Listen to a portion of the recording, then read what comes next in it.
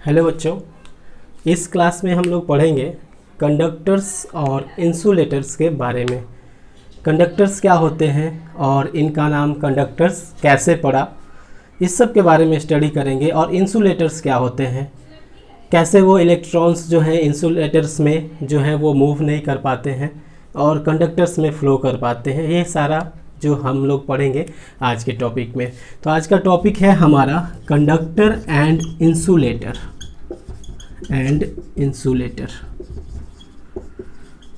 Insulators को एक और नाम हम लोग बोलते हैं डाइलेक्ट्रिक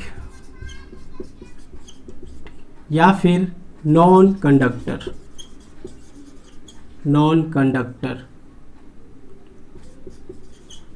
कंडक्टर, ये नाम से भी इंसुलेटर्स जो है वो जाने जाते हैं। तो इस चैप्टर में हम लोग यही पढ़ेंगे कि कंडक्टर्स क्या होते हैं। तो देखिए कंडक्टर्स क्या होते हैं। सबसे पहले कि कंडक्टर्स जो हमारा एटम्स बना है वो एटम में जो कंडक्टर्स हैं उनके इलेक्ट्रॉन बहुत ही ज़्यादा लूजली पैक्ड रहते हैं। अब लूजली पैक्ड रहने से क्या होगा कि ये इलेक्ट्रॉन आसानी से बाहर अपना जा सकते हैं, मतलब इनको जो बॉन्डेड रहता है वो न्यूक्लियस से बहुत ही ज़्यादा लूजली बॉन्डेड रहते हैं। जैसे जो भी न्यूक्लियस है उसमें प्रोटॉन और न्यूट्रॉन एक स्ट्रॉन्ग न्यूक्लियर फोर्स के साथ बंधे हुए हैं और जो इलेक्ट्रॉन है वो बाहर में घूम रहे हैं। इसके साथ कुछ इलेक्ट्रॉन ऐसे हैं जो कि इसमें फ्री हो जाते हैं, फ्री रहते हैं, जिनको फ्री इलेक्ट्रॉन बोला जाता है। ये फ्री इलेक्ट्रॉन होते क्या हैं, इनको मूव करने के लिए बहुत कम एनर्जी चाहिए और ये तुरंत अपना ऑर्बिट छोड़ के चले जाएंगे। ये फ्री इलेक्ट्रॉन ही कैरी करते हैं इलेक्ट्रॉन्स को, जो कि मूव करने का काम करता है। ये कैसे मूव कर पाएंगे, देखिए हम लोग एक ग्रुप लेते हैं जो हमारा थर्ड ग्रुप है केमिस्ट्री में। उसमें क्या है, कुछ मेटल है जैसे सोडियम, मैग्नीशियम, एल्युमिनियम और सिलिकॉन, उसके बाद सल्फर, फास्फोरस लेते हैं, फास्फोरस, सल्फर और क्लोरीन, आर्गन। ठीक है, इसका होता है 2, 8 and 1 और इसका अगर इलेक्ट्रॉनिक कॉन्फ़िगरेशन लिखेंगे 2, 8, 2, इसका होता है 2, 8, 3 और सल्फर का होता है 2, 8, 4। जो इलेक्ट्रॉनिक कॉन्फ़िगरेशन हम लोग लिखते हैं, फास्फोरस के लिए लिखेंगे 2, 8, 5 और सिलिकॉन के लिए 2, 8, 4 है और सल्फर के लिए हो गया 2, 8, 6। उसी तरह क्लोरीन के लिए 2, 8, 7 और आर्गन का हो जाएगा 2, 8, 8। अब यहाँ से देखेंगे तो ये जो सोडियम है ये इसका एक इलेक्ट्रॉन इसके आउटर मोस्ट इलेक्ट्रॉन में फ्री है, इसको बोलेंगे ये फ्री इलेक्ट्रॉन है। ये आसानी से मूव कर सकता है, ये इलेक्ट्रॉन आसानी से ये बाहर निकल सकता है। और ये इलेक्ट्रॉन मीन्स क्या है कि जितने भी एलिमेंट्स हैं वो सब चाहते हैं कि अपना ऑक्टेट पूरा कर पाएँ, अपना ऑक्टेट पूरा कर लें। तो ये सब एलिमेंट जो हैं वो चाहते हैं कि अपना ऑक्टेट पूरा कर लें। ये चाहते हैं कि मेरा 8 हो जाए, इसके लिए एक इलेक्ट्रॉन ये क्या करेगा, लूज करेगा मतलब ये एक इलेक्ट्रॉन इससे आसानी से निकल सकता है। ये इसके साथ एक इलेक्ट्रॉन जो है वो लूजली बॉन्डेड है। अब लूजली बॉन्डेड है तो क्या होगा, ये एक इलेक्ट्रॉन बाहर आसानी से मूव कर सकता है। उसी तरह इसमें क्या है, ये 2 इलेक्ट्रॉन चाहेंगे कि बाहर निकल जाए। इसी तरह एल्युमिनियम में 3 इलेक्ट्रॉन चाहेंगे कि बाहर निकल जाए। इसमें जो है वो 2 कारण है, 4 इलेक्ट्रॉन बाहर निकल भी सकते हैं, 4 रह भी सकते हैं। सिलिकॉन में मतलब ये एक सेमीकंडक्टर बनाता है, समटाइम्स स्मॉल करंट को ये एब्जॉर्ब भी कर सकता है, पास भी कर सकता है और छोटे छोटे करंट को रोक भी सकता है, ये छोटा अमाउंट के करंट को। यहाँ देखिए ये 5 है, 5 इलेक्ट्रॉन को मूव करना ये बहुत बड़ी एनर्जी देने का काम होगा। तो ये क्या है, इसको एनर्जी चाहिए क्योंकि ये 3 इलेक्ट्रॉन ले लेगा तब जाके इसकी ऑक्टेट पूरा होगा। किसका, फास्फोरस का। उसी तरह जो सल्फर है ये 2 इलेक्ट्रॉन लेगा तब जाके इसकी ऑक्टेट पूरा होगा। उसी तरह क्लोरीन क्या करेगा, क्लोरीन 1 इलेक्ट्रॉन लेगा तब जाके इसका ऑक्टेट पूरा होगा। ठीक है, और ये जो है ये अपना ऑक्टेट पूरा किया है, ये न्यूट्रल है। तो हम लोग देख रहे हैं कि यहाँ से ये सब जो है ये इलेक्ट्रॉन को लूज करने के लिए जो है तैयार है, ये इनके पास इलेक्ट्रॉन एक्स्ट्रा है, ये चाहते हैं कि कोई हमारे इलेक्ट्रॉन्स को ले ले। तो ऐसा ही होगा, जैसे समझिए कि एक जेल है और उस जेल में क्या है कि सारे कैदी बंद हैं और जेल में अचानक से आग लग जाता है, तो जितने भी उसमें पुलिस ऑफिसर या जो बाहर होंगे वो क्या होंगे, मूव कर जाएंगे, वहाँ से दौड़ के भाग जाएंगे। जो बंधे हैं, जो इलेक्ट्रॉन्स जो बंधे हुए हैं वो नहीं मूव कर पाएंगे। मतलब ये नहीं मूव कर पाएंगे, मूव करेगा कौन, जो फ्री है। और इसमें फ्री कौन है, 1 इलेक्ट्रॉन। और ये जो फ्री इलेक्ट्रॉन्स हैं इन्हीं को बोला जाता है कंडक्टर, जिनके पास फ्री इलेक्ट्रॉन बच गए। इनके पास तो खुद ही इलेक्ट्रॉन की कमी है, ये खुद चाहते हैं कि हमारे पास इलेक्ट्रॉन आ जाए ताकि हम क्या करें, उसके साथ बॉन्ड बना लें।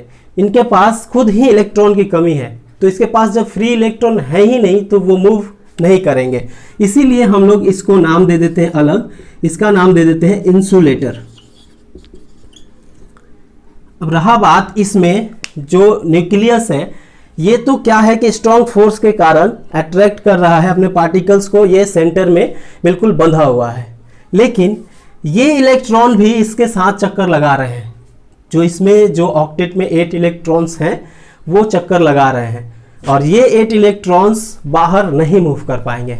लेकिन जो ये एक इलेक्ट्रॉन लास्ट में बचा हुआ है, ये इलेक्ट्रॉन बाहर मूव करेगा और बाहर मूव कर पाएगा। मूव करने के लिए कंडीशन क्या है, मान लीजिए हमारे पास ये एक कंडक्टर है, कोई भी कंडक्टर हम लोग ले सकते हैं। यहाँ पे एल्युमिनियम ले लिए, एल्युमिनियम को अगर हम एल्युमिनियम में चार्जेस का मूवमेंट देखना चाहते हैं, एल्युमिनियम में देखिए 3 फ्री इलेक्ट्रॉन है, इसमें भी 3 इलेक्ट्रॉन फ्री है, इसमें भी, मतलब इसके हर एटम में 3 इलेक्ट्रॉन्स जो है वो फ्री है। अब यहाँ से हमको इसमें से चार्जेस को, ये जो फ्री इलेक्ट्रॉन है वो आसानी से मूव कर सकते हैं। मूव कराने के लिए क्या चाहिए, सिर्फ हमें पोटेंशियल का डिफरेंस देना होगा। पोटेंशियल का डिफरेंस मतलब या बैटरी से हम कनेक्ट कर लेते हैं, जैसे ही पोटेंशियल का डिफरेंस होगा यहाँ पे फोर्स अप्लाई होना शुरू हो जाएगा, इलेक्ट्रोमैग्नेटिक, ये हम लोग इसको बोलते हैं electromotive force. Electromotive force apply होना शुरू हो जाएगा और ये इलेक्ट्रॉन्स मूव करना शुरू हो जाएंगे। जैसे ही इसको जब हम बैटरी से कनेक्ट कर दिए प्लस और माइनस से, ये इलेक्ट्रॉन मूव करना शुरू हो जाएंगे। क्यों, क्योंकि ये इलेक्ट्रॉन फ्री इलेक्ट्रॉन थे। जैसे ही हमें इसमें और भी इलेक्ट्रॉन ऐड करना पड़े तो क्या ऐड होगा, उसको हम लोग अभी डिस्कस करेंगे। तो इसमें इलेक्ट्रॉन्स जो है वो फ्लो होना शुरू हो गए जैसे ही हमने बैटरी अटैच किया, मतलब इलेक्ट्रॉन्स का कंडक्शन होना शुरू हो गया, इसीलिए इसका नाम पड़ा कंडक्टर। और जो इंसुलेटर्स हैं, इंसुलेटर्स की बात करें हम लोग, फास्फोरस की बात करें, अब इसमें जो इलेक्ट्रॉन मूव कर रहे हैं वो 3 ही इलेक्ट्रॉन मूव कर रहे हैं। आपको लग रहा होगा कि ये 3 इलेक्ट्रॉन मूव करने से हमें करंट कैसे फ्लो हो सकता है, क्योंकि हम जानते हैं करंट में जो 1 कूलम्ब होता है, 1 कूलम्ब चार्ज जो होता है उसके लिए कितने इलेक्ट्रॉन लगते हैं, 6.25 × 10⁻18 इलेक्ट्रॉन्स लगते हैं। तो क्या ये सिर्फ 3 इलेक्ट्रॉन करंट को कैसे बना सकता है, ये तो 1 कूलम्ब चार्ज भी नहीं हुआ। तो देखिए इसमें, इसको अगर हम निकालेंगे कि इसमें टोटल जो है इसके नंबर ऑफ मोल्स कितने हैं, तो इसमें जो इसके मोलेक्यूलर जो नंबर्स हैं वो क्या होता है, एवोगैड्रो नंबर के बराबर 6.022 × 10⁻23 पार्टिकल्स कह सकते हैं, एटम्स कह सकते हैं, इतने एटम्स हैं। और इस एल्युमिनियम की बात कर रहे हैं तो एल्युमिनियम का जो वेट होता है वो होता है 27 × 6.022 × 10⁻23, इतने एटम्स हैं और हर एटम्स के पास 3 इलेक्ट्रॉन। अब इतने इलेक्ट्रॉन्स का मोशन होना शुरू हुआ, हम इतना इलेक्ट्रॉन्स की बात कर रहे थे, अब ये इतने इलेक्ट्रॉन्स फ्लो होना शुरू हुए हर एक एटम के साथ। अब इतना इलेक्ट्रॉन्स जब फ्लो होना शुरू हो जाएगा हर एटम के साथ, तो इसके पास कितना, एक बहुत ही ज़्यादा एनर्जी आ गया, बहुत ज़्यादा इलेक्ट्रॉन्स की संख्या आ गया। अब इसमें से जो इलेक्ट्रॉन्स है वो आसानी से फ्लो कर सकते हैं। कंडक्टर इसलिए इलेक्ट्रिसिटी को कंडक्ट करते हैं और ये परमिट करते हैं कि इससे इलेक्ट्रॉन्स पास हो सके। क्यों, क्योंकि ये खुद ही फ्री मूव कर रहे हैं, जैसे थोड़ी सी एनर्जी इसको मिलेगी ये बाहर मूव कर जाएगा। इसके साथ ये केस नहीं है, फास्फोरस के साथ फास्फोरस खुद ही बैठा है कि हमारे पास और इलेक्ट्रॉन चाहिए, इसमें आप पोटेंशियल अगर इसको करके भी देखें तो जितने भी हैं इनको खुद को चाहिए, जितने भी इलेक्ट्रॉन्स देंगे ये एब्जॉर्ब कर लेंगे। कैसे एब्जॉर्ब कर लेंगे? तो देखिए इनको अगर 1 कूलम का आपको इलेक्ट्रॉन देना है तो इतने इलेक्ट्रॉन्स देने पड़ेंगे आपको। अगर आप चाहते हैं कि इतने इलेक्ट्रॉन्स दे, बहुत हाई अमाउंट होता है, इतना इलेक्ट्रॉन्स देने में काफ़ी टाइम लग जाएगा और इतना इलेक्ट्रॉन्स प्रैक्टिकली इसको दिया नहीं जा सकता है।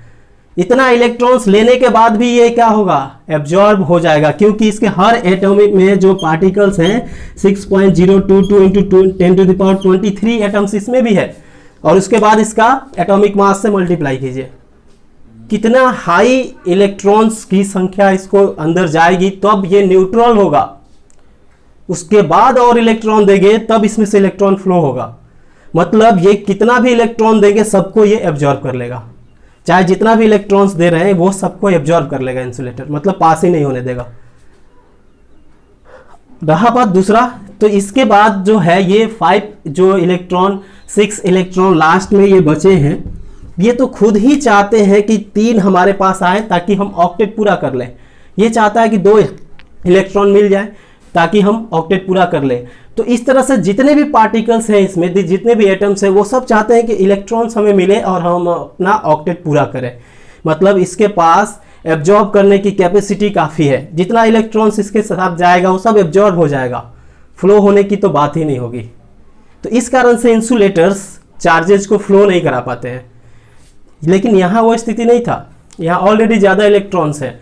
जैसे ही ये ज़्यादा इलेक्ट्रॉन्स है, यहाँ से पोटेंशियल अप्लाई किए, ये तुरंत मूव करना शुरू हो जाएंगे, क्योंकि यहाँ से पोटेंशियल हमने अप्लाई किया, इलेक्ट्रॉन्स दिया, 2 पोटेंशियल डिफरेंस आ गया। एक जगह हम मान लीजिए दे दिए यहाँ पे 30 वोल्ट, यहाँ पे 0, ये एक डिफरेंस पैदा हुआ और इस डिफरेंस के साथ इस पे फोर्स लगेगा रिपल्सन का और ये फ्लो होना शुरू हो जाएंगे। अब ये इलेक्ट्रॉन्स का फ्लो होना शुरू हो गया, दैट इज कॉल्ड कंडक्शन। तो इसलिए कंडक्शन में क्या होता है, कंडक्टर्स में इलेक्ट्रॉन्स फ्लो हो पाते हैं, इंसुलेटर्स में नहीं फ्लो हो पाते हैं। तो ये एक रीजन है कि जिसमें कंडक्टर्स में फ्री इलेक्ट्रॉन की संख्या काफ़ी ज़्यादा होती है, और इस फ्री इलेक्ट्रॉन काफ़ी ज़्यादा मतलब क्या, आपको ऐसा लग रहा होगा जैसे एल्युमिनियम, इसमें तो 3 ही इलेक्ट्रॉन फ्री है। तो एल्युमिनियम के एक एटम में 3 इलेक्ट्रॉन फ्री है।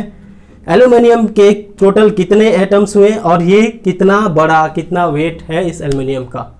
हर एटम में 3 इलेक्ट्रॉन, मतलब इसमें 3 से मल्टीप्लाई कीजिए और जितने एटम्स हो रहे हैं टोटल, जितना वेट हो रहा है उससे मल्टीप्लाई कीजिए, एक बहुत बड़ा ह्यूज इलेक्ट्रॉन्स की मात्रा आ जाएगी। तो इस तरह से एल्युमिनियम में क्या होगा, जितने हम इलेक्ट्रॉन्स देंगे वो सब क्या होगा, जितने इलेक्ट्रॉन्स इसके पास है वो सब मूव करना शुरू हो जाएंगे। मूव करने के लिए ये इलेक्ट्रॉन्स भी चाह रहे हैं मूव करना। जैसे हम जेल का एग्जाम्पल दिए थे, तो कैदी भी चाह रहे हैं कि हम आग लगा तो भाग जाएं, लेकिन क्या करेंगे, वो तो बंधे हुए हैं, वो भाग नहीं सकते हैं। भागेंगे कौन? वो जो फ्री इलेक्ट्रॉन है, जो फ्री है। तो जो उसमें फ्री थे बाहर में जितने भी लोग, वो सारे उस जेल से निकल के भाग गए, और जो अंदर में बंधे हुए थे वो चाह कर भी अपना छोड़ नहीं पाए ऑर्बिट, और वो ऑर्बिट में चक्कर लगाते रह गए। इसमें जस्ट उल्टा ही केस है। इसमें जो आउटर मोस्ट इलेक्ट्रॉन है उनको और इलेक्ट्रॉन चाहिए ही, वो फ्री नहीं है, ये काफ़ी टाइटली बॉन्डेड है। क्यों टाइटली बॉन्डेड है? क्योंकि इसको 5 इलेक्ट्रॉन्स है। अगर ये लूजली बॉन्ड होगा तो स्टेबल ही नहीं रह पाएगा एटम। तो एटम चाहता है कि हमको 3 इलेक्ट्रॉन और मिले, तो ये इलेक्ट्रॉन्स का भूखा हुआ है, इसको चाहिए और इलेक्ट्रॉन्स। तो इसके इलेक्ट्रॉन्स बाहर कैसे निकलेंगे, ये 5 इलेक्ट्रॉन बाहर कैसे निकलेंगे? ये 5 इलेक्ट्रॉन्स निकालने के लिए काफ़ी हाई एनर्जी चाहिए, निकलेंगे काफ़ी हाई एनर्जी। नेक्स्ट लेक्चर में हम पढ़ेंगे कि कैसे निकलेंगे, लेकिन उसके लिए काफ़ी हाई एनर्जी चाहिए। ये ऑलरेडी किस लिए बैठा है, ताकि इसको और एनर्जी मिले, इलेक्ट्रॉन्स को एब्जॉर्ब कर सके। तो जितना इलेक्ट्रॉन्स हम देते जाएंगे, अगर हमको इसको 1 कूलम इलेक्ट्रॉन्स दिए, इतना इलेक्ट्रॉन्स दिए, तो इतना इलेक्ट्रॉन्स देने के बाद भी ये न्यूट्रल नहीं हो पाएगा, क्योंकि इसके पास एटम्स का नंबर बहुत ही ज़्यादा है, इतने सारे एटम्स हैं, और इसको मल्टीप्लाई कीजिए आप इतना से, और इतने सारे इलेक्ट्रॉन्स उसको देना पड़ेगा, और प्रैक्टिकली इतना इलेक्ट्रॉन्स कभी नहीं दे पाएंगे। अगर हम इतने इलेक्ट्रॉन्स दे रहे हैं तो कई साल, हजारों साल लग जाएगा, तभी भी इसके इलेक्ट्रॉन्स का जो कैपेसिटी है एब्जॉर्ब करने का, उसका ख़त्म नहीं कर पाएंगे। मतलब इसकी एब्जॉर्ब करने की कैपेसिटी बढ़ते जा रही है। जितना इलेक्ट्रॉन्स दिए सब एब्जॉर्ब हो गया, जहां इलेक्ट्रॉन्स दिए वहीं एब्जॉर्ब हो गया।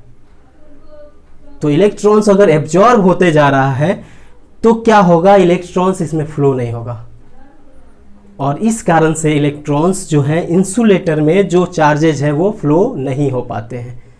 इसी चीज को हम लोग लिख लेते हैं कंडक्टर और इंसुलेटर्स की इस बात को। चलिए तो स्टार्ट करते हैं। इंसुलेटर्स या डाइइलेक्ट्रिक भी बोला जाता है इनको, डाइइलेक्ट्रिक, जो इलेक्ट्रिक की सप्लाई नहीं करा पाए। तो चलिए करते हैं इसके क्वेश्चंस को। तो इसको लिख लेते हैं, कंडक्टर क्या होता है और इंसुलेटर क्या होता है। थोड़ा सा इसके डिफिनेशंस और जो हमने अभी बात किया उसी चीज़ को लिख लेते हैं। इंसुलेटर, ये सारा नाम इसी का है। तो कंडक्टर में सबसे पहला जो बोले कि इसके इलेक्ट्रॉन्स लूजली बॉन्ड होते हैं, लूजली बॉन्डेड होते हैं, क्योंकि ऑक्टेट पूरा कर चुका है और जो लास्ट में इलेक्ट्रॉन बचा हुआ है वो या 2 है या 1 है या 3 है। 1 2 3 इलेक्ट्रॉन लास्ट में बचा हुआ है। तो ये चाहता है कि ये इलेक्ट्रॉन आप वापस चले जाएं, कहीं भी मूव कर जाए, उससे कोई मतलब नहीं है।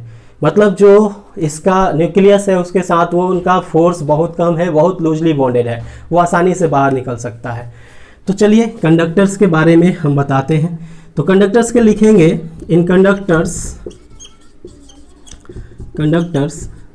Electrons are loosely bonded,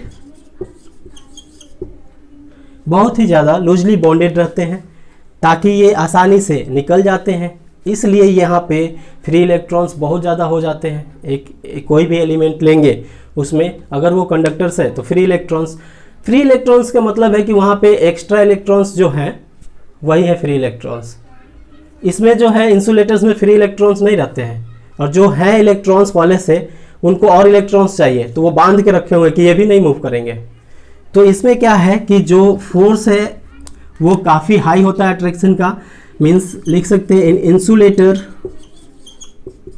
insulator electrons are tightly packed, electrons are tightly bonded और टाइटली बॉन्डेड विथ न्यूक्लियस। ये बहुत ही ज़्यादा टाइटली बॉन्डेड रहते हैं। दूसरा है कि इसमें enormous amount of free electron हो गए। जैसे हमने बताया कि जो फ्री इलेक्ट्रॉन बाहर है, जैसे एक बात हम यहाँ पे एक ले लेते हैं एग्जाम्पल सोडियम का। सोडियम में क्या होगा, 2 इलेक्ट्रॉन्स यहाँ होंगे और यहाँ पे 8 इलेक्ट्रॉन्स, और 1 इलेक्ट्रॉन्स जो है यहाँ पर ये काफ़ी लूजली बॉन्डेड है। ये ही है फ्री इलेक्ट्रॉन। इसी इलेक्ट्रॉन को हम लोग बोलेंगे फ्री इलेक्ट्रॉन। ये आसानी से अपना ऑर्बिट छोड़ के जा सकता है, मूव कर सकता है, और यही इलेक्ट्रॉन्स जो है इलेक्ट्रिसिटी फ्लो कराने का काम करता है। इसी कारण से इलेक्ट्रिसिटी कंडक्ट हो पाता है, इसीलिए इसको कंडक्टर कहा जाता है। तो लिखेंगे, in conductors there are enormous amount of free electrons, ठीक है। इसके पास कोई भी फ्री इलेक्ट्रॉन्स नहीं है। इसके पास जो फ्री इलेक्ट्रॉन्स हैं वो कोई फ्री इलेक्ट्रॉन्स है ही नहीं। जैसे हम बात करें इसमें अगर सिलिकॉन की, तो इसमें क्या था, सिलिकॉन के बाद सल्फर के बाद हम लोग बात करते हैं या फास्फोरस की बात करते हैं, तो उसमें हम लोग देखे थे कि उसमें था 2 8 और यहाँ पे 5 इलेक्ट्रॉन। ये 5 इलेक्ट्रॉन सोच रहे हैं हमें कहीं से 3 इलेक्ट्रॉन मिल जाए। जब इसको 3 इलेक्ट्रॉन की ज़रूरत है, इसका मतलब ये जो न्यूक्लियस है इस 5 को पकड़ के रखा है और ये चाह रहा है कि 3 इलेक्ट्रॉन और आए ताकि इसका ऑक्टेट पूरा हो जाए। और ये भी सोच लीजिए कि 3 इलेक्ट्रॉन तो हम दे ही नहीं पाएंगे इसको कभी भी। अभी हमने बताया कि 3 इलेक्ट्रॉन क्यों नहीं दे पाएंगे, क्योंकि यहाँ पे पार्टिकल्स का संख्या बहुत ज़्यादा है, एटम्स का संख्या बहुत है। कितना, एवोगैड्रो नंबर के बराबर इतने एटम्स हैं। अब इतना आप देना चाहते हैं, अगर आप 3 इलेक्ट्रॉन देना चाहते हैं एक एटम के लिए आपको इतना इलेक्ट्रॉन्स, और प्लस 1 कूलम चार्ज देने के लिए आपको चाहिए 6.25 इंटू 10⁻18 इलेक्ट्रॉन। इतना अमाउंट इलेक्ट्रॉन दीजिएगा। अगर इतना इलेक्ट्रॉन देंगे तो इसके पास 1 कूलम इलेक्ट्रॉन जाएगा जो कि एब्जॉर्ब कर लिया जाएगा और ये इलेक्ट्रिसिटी फ्लो नहीं कराएगा। इसलिए कंडक्टर जो है अपने थ्रू इलेक्ट्रिसिटी फ्लो करा ही नहीं सकते हैं। जितना इलेक्ट्रॉन जाएगा सबको एब्जॉर्ब कर लेंगे, जहां जाएगा वहीं एब्जॉर्ब हो जाएगा। तो लिखेंगे इन insulator there are not free electrons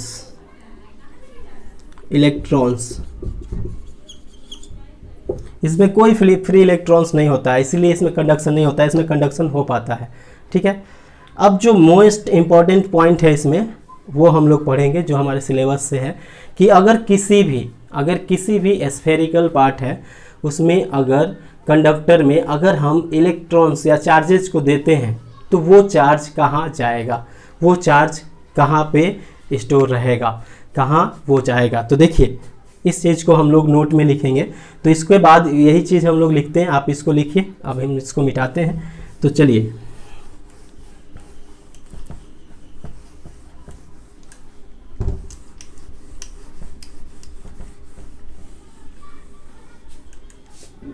बात करते हैं हम कंडक्टर्स में अगर हम कोई चार्ज को देते हैं, कोई भी चार्ज देते हैं तो वो कहाँ रहता है। तो देखिए कोई भी चार्ज अगर कंडक्टर में दिया जाएगा तो वो चार्ज उसके सरफेस पे रहेगा, उसके सरफेस पे क्या होगा, स्प्रेड हो जाएगा इक्वल डिस्टेंस पे। ऐसा क्यों होगा, देखिए मान लीजिए ये हमारे पास एल्युमिनियम है, इस पे हमने चार्ज प्रोवाइड किया, हमने इसको निगेटिव चार्ज दिया। हमने इसको निगेटिव चार्ज जब दे दिए तो एक्चुअली होगा क्या, ये सारे निगेटिव चार्ज आसानी से इसमें मूव कर सकते हैं, अभी हमने पढ़ा, क्योंकि ये क्या है, कंडक्टर है। तो ये एक दूसरे को रिपेल करेंगे और रिपेल करते करते ये क्या होंगे कि आसानी से जो है ये अपना स्पेस पूरे सरफेस में फैल जाएंगे। तो ये एक आपको रूल याद रखना है कि कंडक्टर्स में कभी भी जब हम इलेक्ट्रॉन्स या कोई भी चार्ज देते हैं वो चार्ज पूरे सरफेस में फैल जाता है। ठीक है, अब रहा बात कि अगर इसमें पॉजिटिव चार्ज, ये तो माइनस की बात हुई, अगर पॉजिटिव चार्ज दिए तो, प्लस चार्ज दे दिए तो, ऐसा लग रहा होगा कि प्लस चार्ज कैसे देंगे सर, अभी थोड़ी देर पहले बताए थे कि प्लस कभी मूव नहीं करता है। मतलब पिछले वीडियोज में हमने बहुत पढ़ा कि प्लस जो है मूव नहीं करता है, जो करंट होता है वो सिर्फ माइनस पे डिपेंड करता है, किसी भी बॉडी का चार्ज नेगेटिव चार्ज पे डिपेंड करता है, यही मूव करेगा नेगेटिव चार्ज। तो हम आपको बताए थे कि कोई भी पॉजिटिव चार्ज कैसे बनता है, जैसे पॉजिटिव चार्ज और कोई न्यूट्रल बॉडी है, ये न्यूट्रल बॉडी है, इसमें आपको 3 प्लस और 3 माइनस है। जैसे ही हम एक माइनस को यहाँ से भगा लेंगे, एक इलेक्ट्रॉन निकल जाएगा, तो ये पॉजिटिवली चार्ज बॉडी हो गया। अब ये पॉजिटिवली चार्ज बॉडी हो गया। उसी तरह से अब ये पॉजिटिव चार्ज क्या करेगा, अपने आप को पूरे सरफेस पे स्प्रेड कर लेगा, पूरे सरफेस पे फैला देगा। किसमें, कंडक्टर्स में। ऐसा होगा कि प्लस चार्ज जो है वो पूरे सरफेस पे चला आया। अगेन फिर दिमाग में आ रहा होगा कि अरे सर अभी आपने बताया कि ये मूव ही नहीं कर सकते, तो ये अपने जगह से कैसे मूव हो जाएगा। तो एक्चुअली में आंसर ये है कि ये मूव सही में नहीं करता है, ये तो प्रोटॉन्स हैं, ये तो बंधे हुए हैं, ये तो मूव नहीं करेगा। लेकिन इसके पास जैसे ही माइनस निकला, ये क्या करेगा, इस माइनस को अपने तरफ अट्रैक्ट करेगा। अब ये माइनस के को अट्रैक्ट किया, मतलब यहाँ पे कोई न्यूट्रल था, समझ लीजिए यहाँ न्यूट्रल था, प्लस माइनस। तो जैसे ही इस माइनस को ये अट्रैक्ट कर लिया तो यहाँ क्या बच गया, प्लस, और ये क्या हो गया, न्यूट्रल। मतलब प्लस यहाँ था, प्लस कहाँ दिख रहा है, यहाँ। अब ये इस माइनस को ये ले लिया तो ये हो गया न्यूट्रल और ये हो गया प्लस। फिर ये प्लस इस माइनस को ले लिया तो ये हो गया न्यूट्रल और ये हो गया प्लस। देखिए तो ऐसा लग रहा है प्लस नहीं मूव कर रहा है, मूव कौन कर रहा है, माइनस ही मूव कर रहा है। लेकिन ऐसा फील हो रहा है कि जो है प्लस वो स्प्रेड हो रहा है, वो मूव कर रहा है। इस फिनोमेना को एक बार और फिर से समझिए। जैसे हमने किसी बॉडी को पॉजिटिवली चार्ज करना है, पॉजिटिवली चार्ज करना है तो इसमें प्लस जो है, ऐसे ये एक न्यूट्रल बॉडी था, इसको प्लस करने के लिए, पॉजिटिवली चार्ज करने के लिए, जैसे कि इसमें अगर हम बात करते हैं, इसमें 3, 4, 5, 6 और 6 है, न्यूट्रल है, हम इस इलेक्ट्रॉन को बाहर निकाल दिए। जैसे ही ये बाहर निकलेगा इसमें पॉजिटिव की संख्या बढ़ गया, तो पॉजिटिव की संख्या बढ़ने के साथ ही ये क्या हो गया, पॉजिटिवली चार्ज हो गया। अब रूल क्या बताए थे कि चार्ज अपने आप को स्प्रेड कर लेगा पूरे सरफेस पे, मतलब ये जो चार्ज है पूरा सरफेस में फैल जाएगा। फिर क्वेश्चन ये दिमाग में आ रहा होगा कि प्रोटॉन जो है पॉजिटिव चार्ज मूव नहीं करते हैं, तो सर आप कैसे कह रहे हैं? तो देखिए मूव तो करेगा निगेटिव ही, मूव करेगा निगेटिव ही। यहाँ पे बहुत सारे न्यूट्रल हैं, मतलब प्लस माइनस होंगे, ऑलरेडी न्यूट्रल कंडीशन में होंगे, बहुत सारे एलिमेंट, बहुत सारे हमारे जो चार्जेज हैं वो न्यूट्रल कंडीशन में है। अब इसके पास प्लस आ गया, ये क्या चाहेगा, ये चाहेगा कि यहाँ से एक माइनस इस पे चला आए और ये इसको अट्रैक्ट भी कर लेगा। जैसे ही ये माइनस इसके पास जाएगा, ये प्लस और माइनस मिलके बन गया न्यूट्रल, 0। अब यहाँ क्या बच गया, प्लस। अब वैसे ही ये प्लस चाहेगा कि हमें इस न्यूट्रल में से एक माइनस चला है, तो ये माइनस इसके पास अट्रैक्ट कर लिया, या फिर नज़दीक का इसका कोई अट्रैक्ट कर लिया, इसको मान लीजिए अट्रैक्ट कर लिया, तो ये आते ही ये बन गया न्यूट्रल और ये क्या हो गया, प्लस। अब देखिए यहाँ का प्लस गायब, यहाँ का प्लस गायब, यहाँ प्लस आ गया, यहाँ प्लस आ गया। उसी तरह इस माइनस को खींचते ही यहाँ प्लस आएगा, इधर न्यूट्रल हो जाएगा। तो ये चारों तरफ हम देखेंगे कि प्लस जो है वो चारों तरफ स्प्रेड हो गए। एक्चुअली में प्लस स्प्रेड नहीं हुए, माइनस ही मूव किया और एक को न्यूट्रल बनाया, दूसरा पॉजिटिव चार्ज हो गया। तो इस तरह से हम देखेंगे क्या कि जो भी पॉजिटिव चार्ज है वो पूरे सरफेस पे स्प्रेड हो गए। इस फेनोमेना को हम लोग लिख लेते हैं, when charges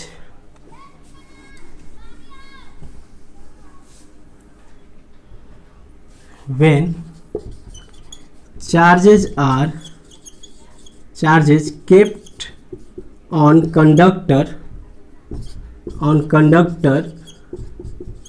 it spread throughout the surface।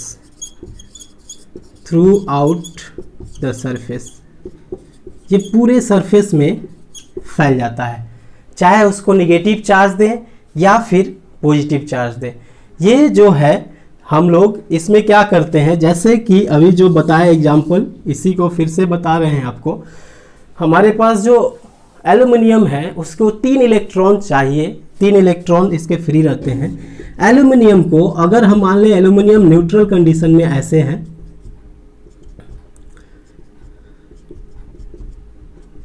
हमने एक माइनस यहां से निकाल दिया। अब एक माइनस के चलते ये क्या हो गया, ये एक पॉजिटिवली चार्ज पार्टिकल हो गया। अगली बार ये तुरंत क्या करेगा, इसके माइनस को खींच करके खुद न्यूट्रल होगा और इसके पास प्लस आ जाएगा।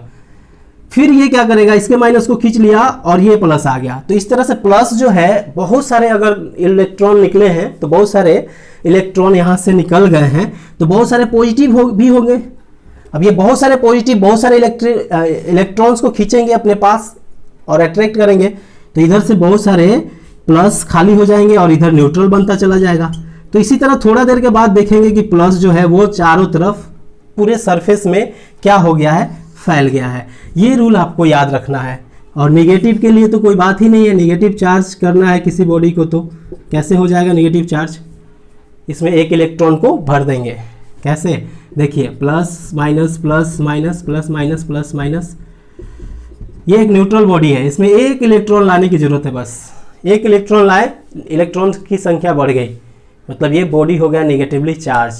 और नेगेटिवली चार्ज बॉडी है तो ये क्या करेगा, इसके पास जो इलेक्ट्रॉन्स एक्स्ट्रा हुए एक दूसरे को रिपेल करेंगे और रिपेल करके ये इलेक्ट्रॉन्स एक दूसरे से पूरे सरफेस में स्प्रेड हो जाएंगे। सिर्फ इलेक्ट्रॉन्स को दिखाएं तो सारे इलेक्ट्रॉन्स एक दूसरे को रिपेल करके ये मूव करना शुरू कर जाएंगे और एक फिक्स्ड डिस्टेंस पे एक दूसरे से स्प्रेड कर जाएंगे। और ये थ्योरम हमको याद रखना है। एक और बात है जिसको हम लोग आगे पढ़ेंगे, कर्वेचर पे भी डिपेंड करता है। जैसे ऐसा कुछ रहे सरफेस, इसमें चार्ज जो है जितना ज़्यादा कर्वेचर रहेगा उतना ज़्यादा चार्ज वहाँ पे स्टोर रहेगा, चार्ज की उतना ज़्यादा डेंसिटी रहेगी। चलिए इस बात को भी यहीं पे लिख लेते हैं, आगे लिखने की ज़रूरत नहीं पड़ेगी। मतलब जो चार्ज डेंसिटी होता है, चार्ज डेंसिटी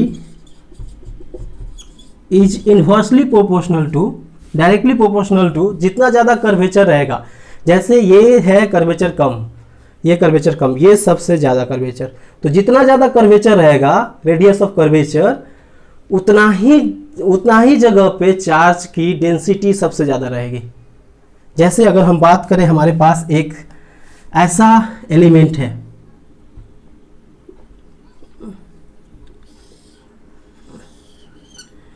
तो अगर इसको चार्ज देंगे तो चार्ज देने के बाद चार्ज सबसे ज़्यादा यहाँ पे रहेगा क्योंकि यहाँ पे कर्वेचर ज़्यादा है।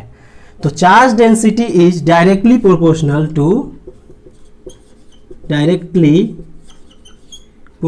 To radius of curvature. ठीक है, directly proportional to curvature, curvature कह सकते हैं प्रोपोर्शनल टू कर्वेचर। ठीक है, कर्वेचर का मतलब हुआ कितना मुड़ा हुआ है।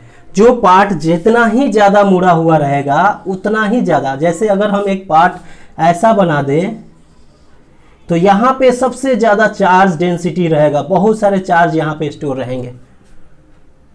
ये बात एक कंडक्टर के लिए और याद रखिएगा आप लोग। अगला जो क्वेश्चन है, हम लोग इसमें इंसुलेटर्स की बात कर रहे हैं। जब इंसुलेटर में चार्ज देते हैं तो सोचिए इनको क्या चाहिए था, इंसुलेटर्स को चार्ज खुद चाहिए था, तो इनको जहां चार्ज देंगे वहीं एब्जॉर्ब हो जाएगा। मतलब जिस सरफेस पे इसको चार्ज देंगे वहीं ये चला जाएगा।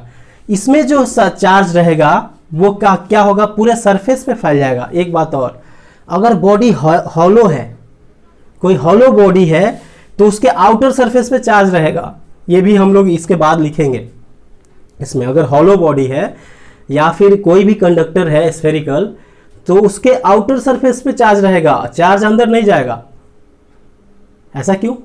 तो देखिए ऐसा क्यों होगा कि चार्ज अंदर नहीं जाएगा, तो इसके पास तो खुद इलेक्ट्रॉन्स था, ये इलेक्ट्रॉन्स को अंदर आने कैसे देगा, ये इलेक्ट्रॉन्स को रिपेल करके रखेगा। तो जो भी इलेक्ट्रॉन्स है उसको रिपेल करके रखेगा और वो पूरे सरफेस पे ही फैल जाएंगे। अगर उसको चार्ज देंगे तो वो उसके सरफेस पे ही फैलेंगे, उसके अंदर नहीं जा सकते हैं। मतलब कंडक्टर में जो चार्जेज हैं वो अंदर नहीं जा सकते हैं, इसीलिए तो चार्जेस का फ्लो होता है। इसके अंदर चार्जेस जा सकते हैं इंसुलेटर में, तो लिखेंगे when charges are kept on insulator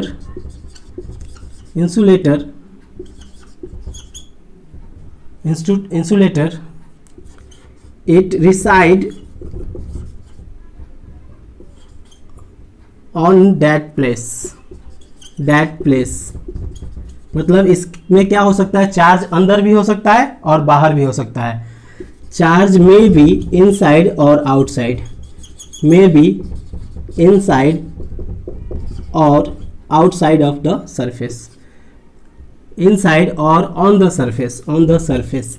मतलब आपने जहां दिया, इसमें क्या था, इलेक्ट्रॉन्स की जरूरत थी, आपने यहाँ इलेक्ट्रॉन्स दिया, यहाँ जो भी था वो उसने एब्जॉर्ब कर लिया इस इलेक्ट्रॉन को, तो ये इलेक्ट्रॉन यहीं पे रह गया। तो इस तरह से इसको पे जो चार्ज देंगे वो चार्ज क्या होगा, वहीं पे एब्जॉर्ब हो जाएगा और वहीं पे वो चार्ज रह जाएगा, वो चार्ज आगे नहीं जाएगा। इसमें क्या है, जो भी चार्ज देंगे वो अपने आप को फैला लेंगे, ये रूल इसके लिए है।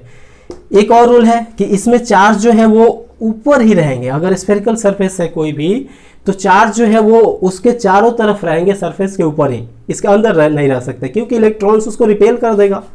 इलेक्ट्रॉन्स रिपेल किया तो वो दूर दूर चार्जेस फैल जाएंगे और चार्जेस बाहर ही रहेंगे। तो इसलिए चार्जेस जो इसमें दिया जाएगा कंडक्टर में, वो बाहर ही फैले रहते हैं। तो इस बात को भी लिख देते हैं।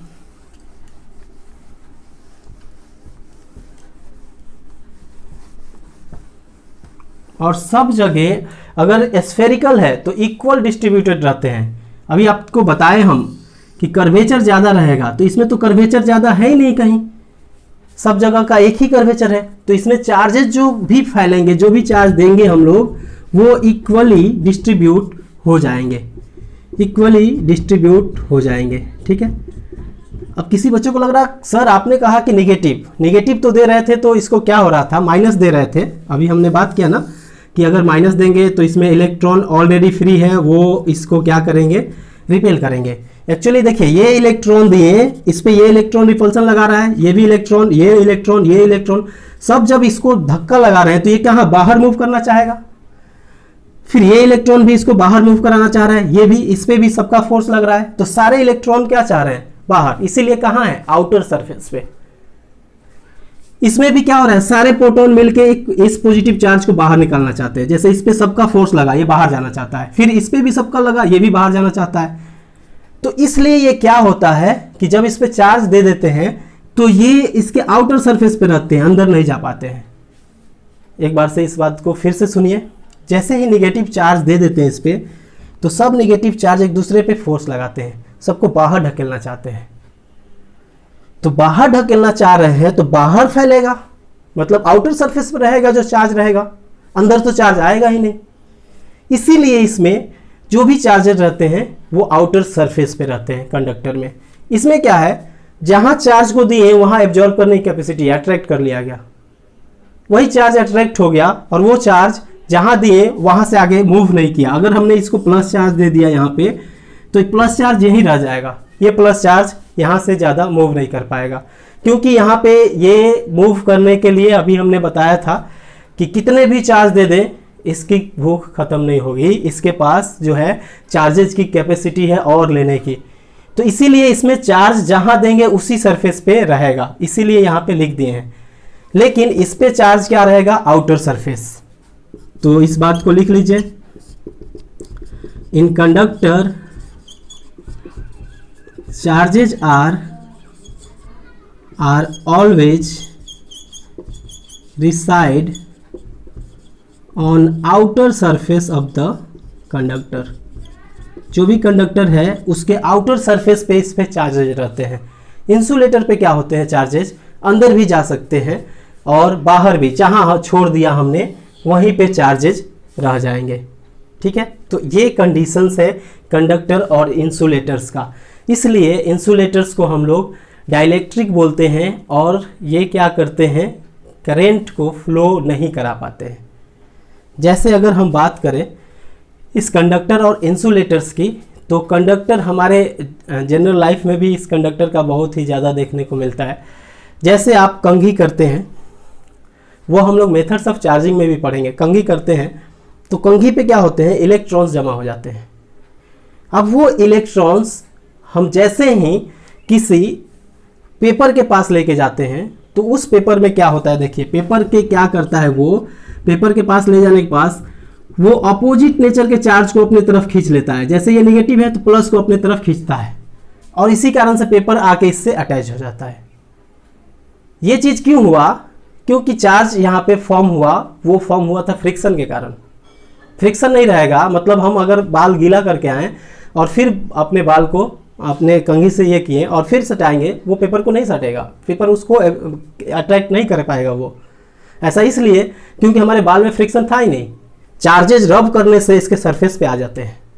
चार्जेज कंडक्टर में या इंसुलेटर में रब किए तो सरफेस पे जो है चार्जेज आ गए। अब ये चार्जेज सरफेस पे आ गए तो ये क्या करते हैं, ये इनके पास नेचर होता है कि अपोजिट नेचर के अपोजिट चार्ज को अपने तरफ अट्रैक्ट करना, और इसी कारण से अट्रैक्ट कर पाते हैं। हम इस बोर्ड पे लिख पा रहे हैं, मीन्स यहाँ पे फ्रिक्शन है तभी लिख पा रहे हैं। फ्रिक्शन के कारण ये चार्ज, यहाँ का चार्ज जो है नेगेटिव बना और इस पॉजिटिव से अट्रैक्ट हो गया और वहाँ पे चिपक गया। हम अगर इस पर तेल लगा दें, इस पर वायर लगा दें, फिर इसको चलाने की कोशिश करेंगे, इस पर ये नहीं चलेगा क्योंकि फ्रिक्शन था ही नहीं, और फ्रिक्शन नहीं हुआ। अगर फ्रिक्शन जनरेट नहीं हुआ तो चार्ज जो है वो आउटर सरफेस पे आया ही नहीं, और आउटर सरफेस पे नहीं आया तो वो चार्ज इस बोर्ड के द्वारा अट्रैक्ट ही नहीं होगा। तो ये चीज़ था, ये कंसेप्ट था हमारा इंसुलेटर और कंडक्टर के बारे में। हम लोग जो आज पढ़ें कि कैसे कंडक्टर जो है वो इलेक्ट्रिसिटी कंडक्ट करता है, इंसुलेटर जो है इलेक्ट्रिसिटी कंडक्ट नहीं कर पाता है। फ्री इलेक्ट्रॉन्स की आज हम लोगों ने चर्चा किया। कल हम लोग इसके आगे हम लोग पढ़ेंगे मेथड्स ऑफ चार्जिंग। उसके बाद कुछ चार्जिंग से रिलेटेड अच्छे न्यूमेरिकल करेंगे, कुछ क्वेश्चंस करेंगे, ठीक है। ऐसा नहीं है कि हमेशा पॉजिटिव चार्ज जो है, पिछले क्लास में हमने आपको बता दिया था कि कोई भी बॉडी, उस चीज़ को आप लोगों को फिर बता देते हैं कि अट्रैक्शन जो है वो 2 केस में होता है। अट्रैक्शन किसी बॉडी का वो 2 केस में होता है। अट्रैक्शन कब होगा? जब कोई बॉडी है तो या तो निगेटिव चार्ज को, या पॉजिटिव चार्ज है या तो निगेटिव को अट्रैक्ट करेगा या फिर न्यूट्रल को अट्रैक्ट करेगा। अट्रैक्शन 2 केस में होता है, न्यूट्रल को भी अट्रैक्ट कर देता है और ये नेगेटिव चार्ज को भी अट्रैक्ट करता है। क्यों करता है इसको हम लोग नेक्स्ट क्लास में पढ़ेंगे, और नेक्स्ट क्लास में मेथड्स ऑफ चार्जिंग भी हम लोगों को पढ़ना है। Okay, thank you.